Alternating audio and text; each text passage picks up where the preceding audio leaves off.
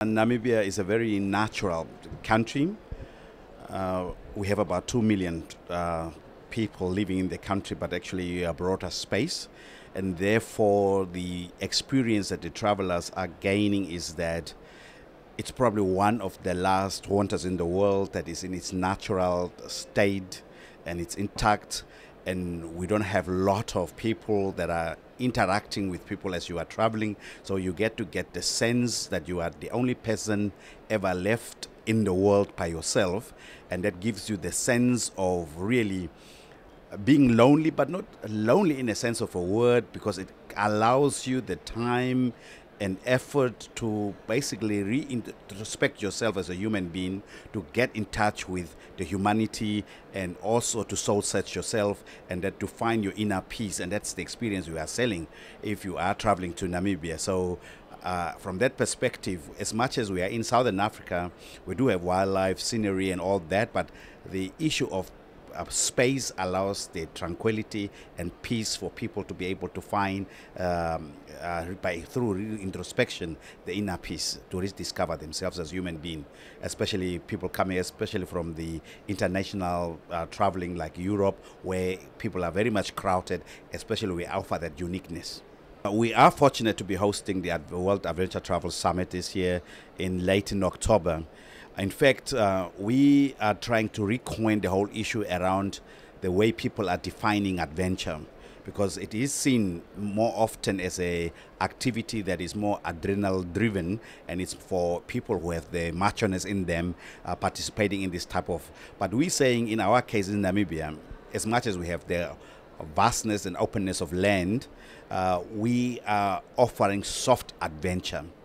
In that I mean, if you look at the land-based activities, of course, people can do walking in the desert under very intensive, extreme temperatures of about 35 to 40 degrees Celsius.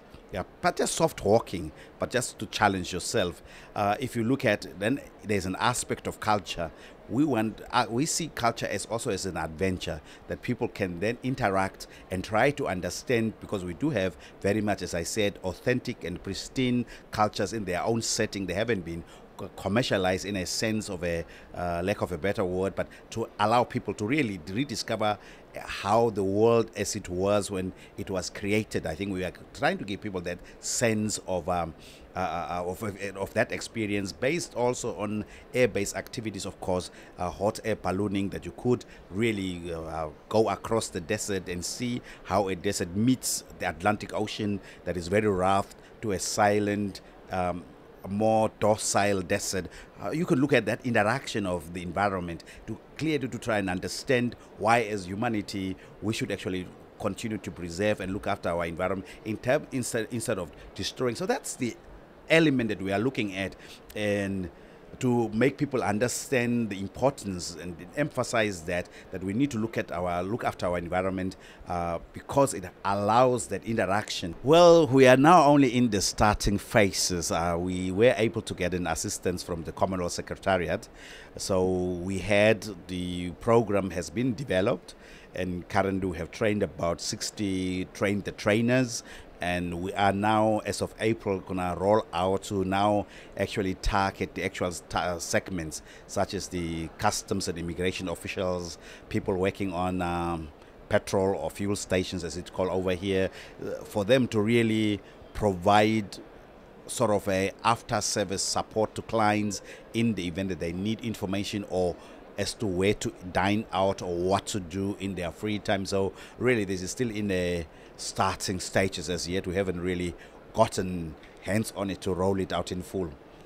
Obviously, we have a vast, expansive sea, which can allow you, it's only your limit that can constrain you in terms of what type of water-based activity you want to do. Then we have the land, especially our dunes, because we have a very massive dune belt on our coast from the north to the south. That again is only your strength is the limitation as to what you can do in the desert. The sun, again, allows us the expansive availability of sunshine throughout the year, 365 days. So the vastness and expansiveness and the openness of the country is more or less backing the issue that it is an endless horizon. And basically, as I said, even if you want to find your inner peace, it's just up to you to what extent can you stretch yourself. So whatever you want to do in Namibia and experience, it's to your own limits. Therefore, it's an endless horizon. Whatever you can think of and how you want to package your own experience, you have the full right to design and determine your own journey as you are traveling through Namibia.